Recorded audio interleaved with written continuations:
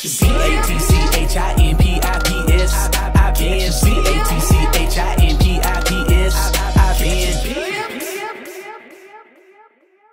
it's your man, Charlie P.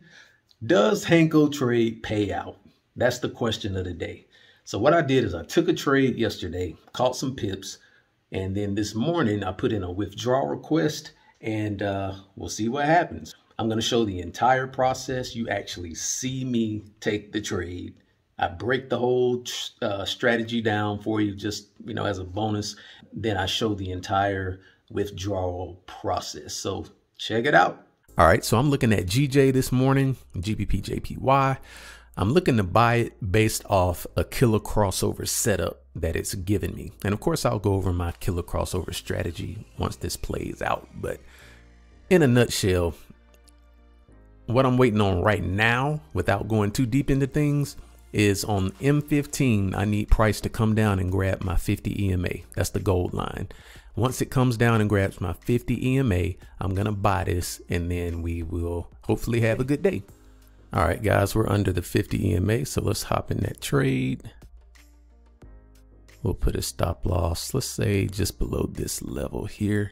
I really don't need that big of a stop loss, but whatever, I'll be all right. And for a TP, let's go for, let's see.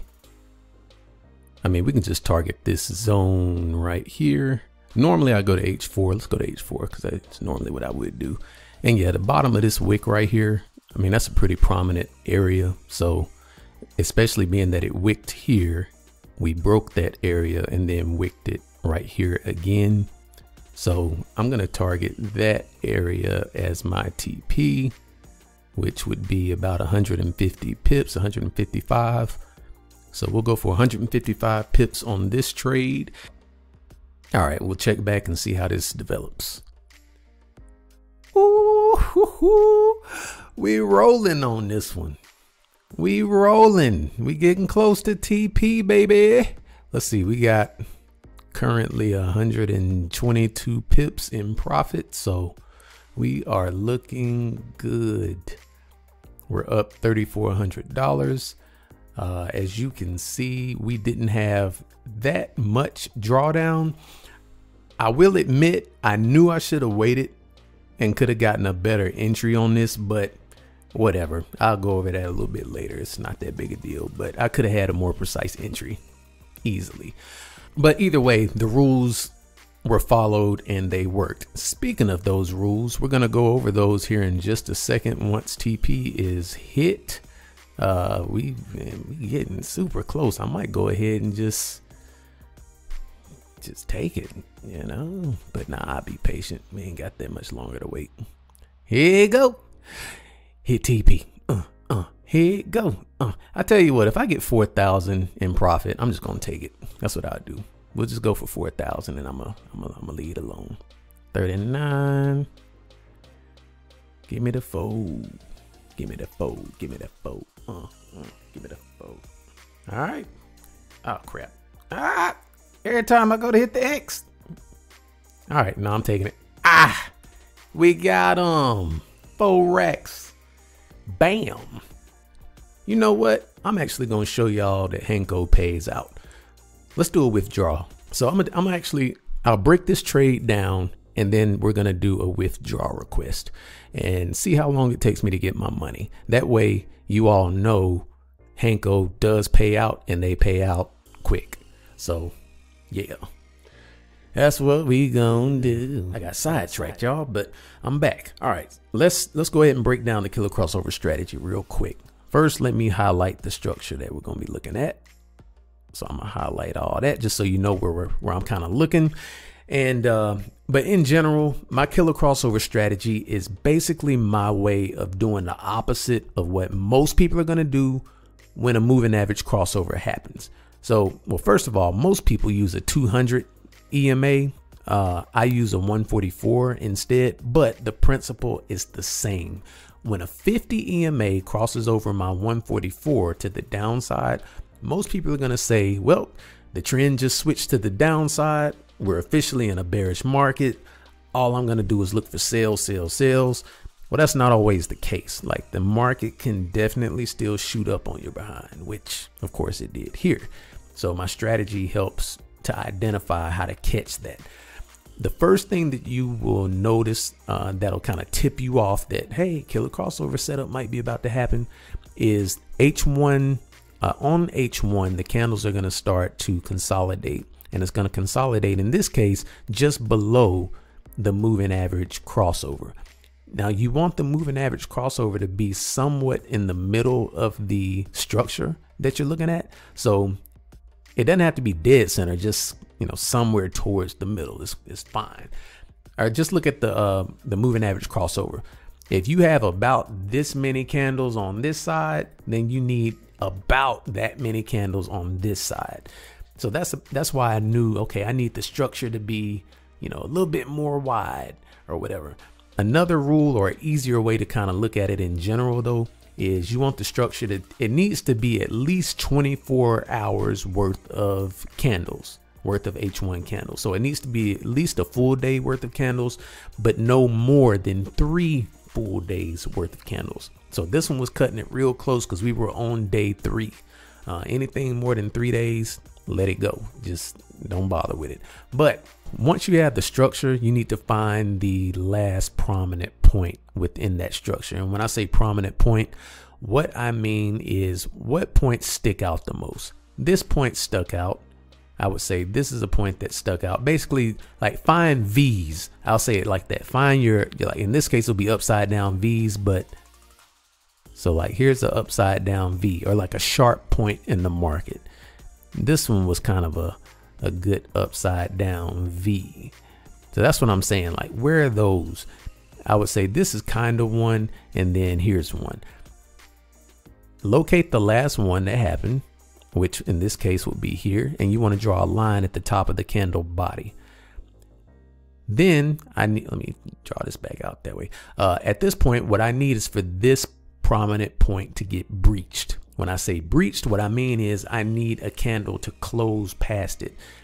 H1 can close past it, or M15 can close past it. And in this situation, M15 closed past it before H1 did, which is fine. So we got to close past that line here.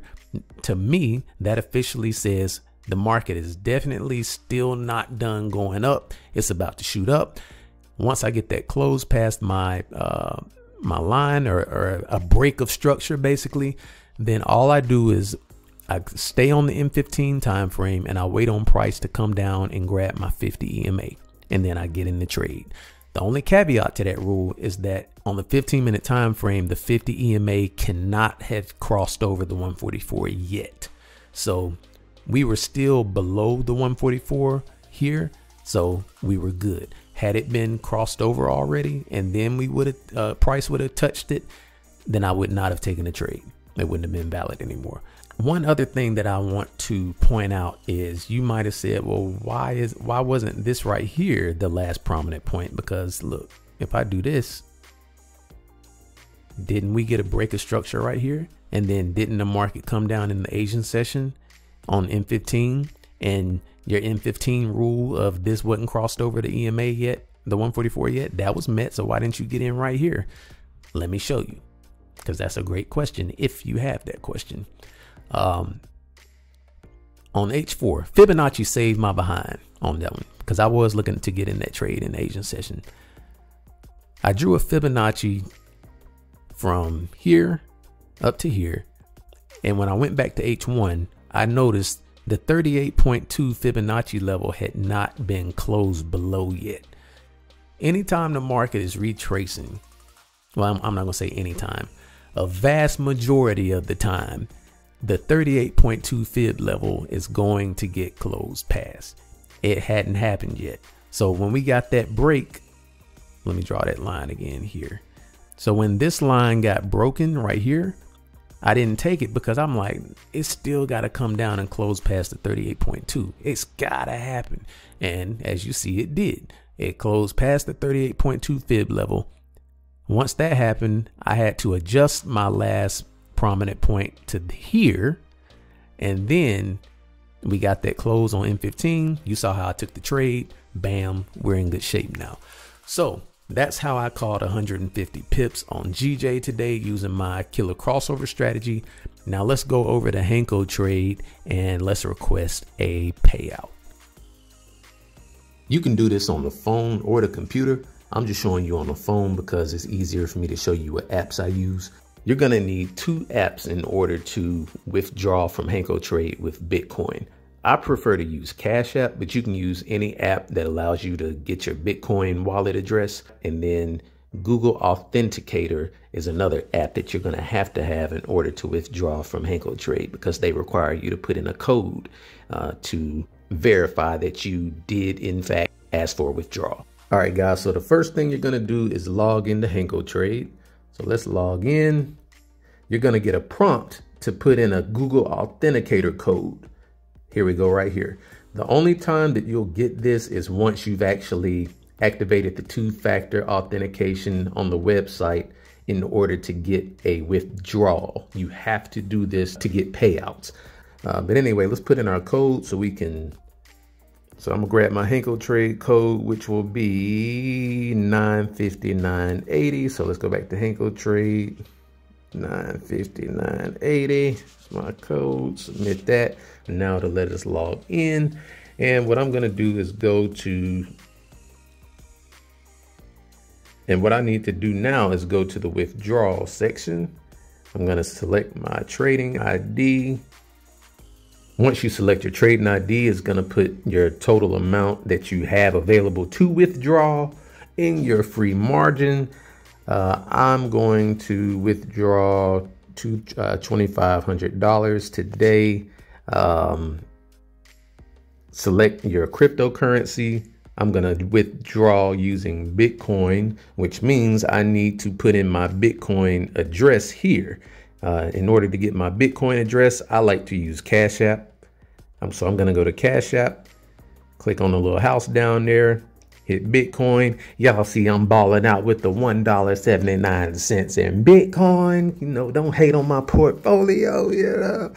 Go to view Bitcoin address to get your Bitcoin and just copy the address. This is going to be a one-time use address. So, but you copy that, go back here. We're going to paste that in and hit withdraw. Now, as you see, it is 8:11. It's actually in the morning time. Okay, we got to enter one more. I forgot about this.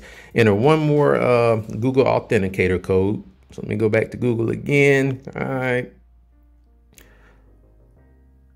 313-301. 313-3001. Okay, so they have officially received my withdrawal request as of 8:12 on this Wednesday morning, October 12th. Let us see how long it takes for me to get my payout. I forgot to mention, guys, you'll definitely get an email confirmation. So if you're nervous that they didn't get the withdrawal request or whatever, just check your email. You'll have a confirmation that, yeah, they got it. All right, just got an email saying Bitcoin deposit now available. So let's go into Cash App. There it is. There it is. The $2,500 was deposited. Of course, with Bitcoin fluctuating, you know, price is going to go up and down. So you may get a little less, you may get a little bit more. In this case, we got a couple dollars less, but it's all good. Our deposit did come through basically in 1 hour. So 1 hour and 2 minutes. So yes, HankoTrade does pay out. They pay out quickly. As you all know, HankoTrade is who I recommend. Check out the link in my description to sign up with HankoTrade and help me out. It's no additional cost to you. It just helps my channel. That's all. So if you want to support me, man, just go ahead and sign up with HankoTrade using my link so you can take advantage of these quick payouts, as well as all the other things that they offer. All right, y'all, we will holler at you on the next one.